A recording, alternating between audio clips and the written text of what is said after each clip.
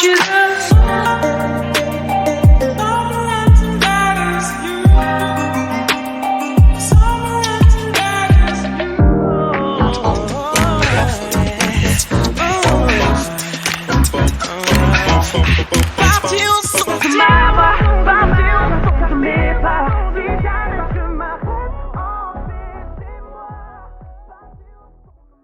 Salut à tous! Aujourd'hui je vous emmène en week-end avec moi dans la ville préférée d'Angèle, celle qu'elle chante dans son dernier album. Vous l'aurez compris, je parle de Bruxelles. Première étape, direction la gare du Nord à Paris pour prendre le Thalys, le train qui amène jusqu'à Bruxelles. J'arrive 1h20 après, le même temps qu'un trajet Paris-Orléans. Je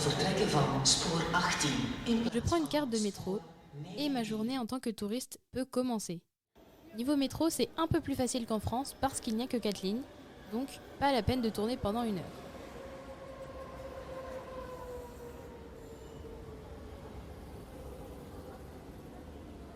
Quand j'ai dit à ma famille et à mes amis que je partais en Belgique, il y a eu plusieurs clans. Le premier qui me disait qu'il fallait absolument que je goûte aux frites et aux gaufres de là-bas. Le deuxième qui m'informait qu'il y avait beaucoup de bandes dessinées là-bas, parce que la Belgique est le pays entre autres d'Hergé, le créateur de Tintin, mais aussi de Philippe Tom et Jean-Ry, les créateurs de la bande dessinée Le Petit Spirou. Et pour finir, le troisième clan me conseillait très fortement d'aller voir le célèbre Mannequin Peace et de leur envoyer en plus une photo de cette fontaine. Ne voulant décevoir personne, je les ai tous écoutés. Je suis allée chercher des frites et une gaufre que j'ai mangé en face du Mannequin Peace sur des marches et j'ai visité le musée de la bande dessinée.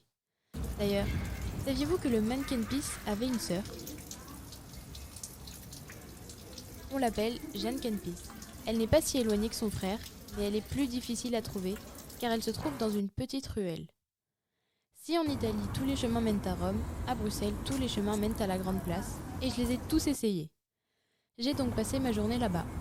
Entre les boutiques de souvenirs et les magasins alimentaires, j'étais servie. Pour moi, le meilleur produit là-bas, c'est la pâte à tartiner spéculoos, vraiment délicieuse. Le dimanche, je suis allée faire un tour à l'Atomium, un incontournable quand on se rend à Bruxelles. Mesurant 102 mètres, elle y abrite des expositions autour de la Belgique et des arts numériques. Les deux endroits marquants et assez plaisants pour moi étaient au tout début, lorsqu'on commence à monter et qu'on a une vue imprenable sur la ville, ainsi que le moment où on prend des escalators pour monter tout en haut et qu'on se croit dans Star Wars avec des jeux de lumière.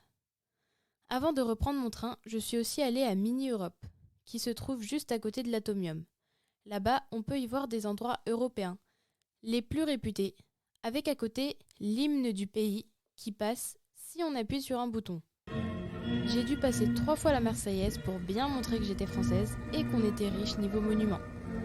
Là-bas, comme vous pouvez vous en douter, on peut y apercevoir la Tour Eiffel, l'Arc de Triomphe, ou encore le château de... Eh bien non, pas le château de Versailles, mais de Chenonceau.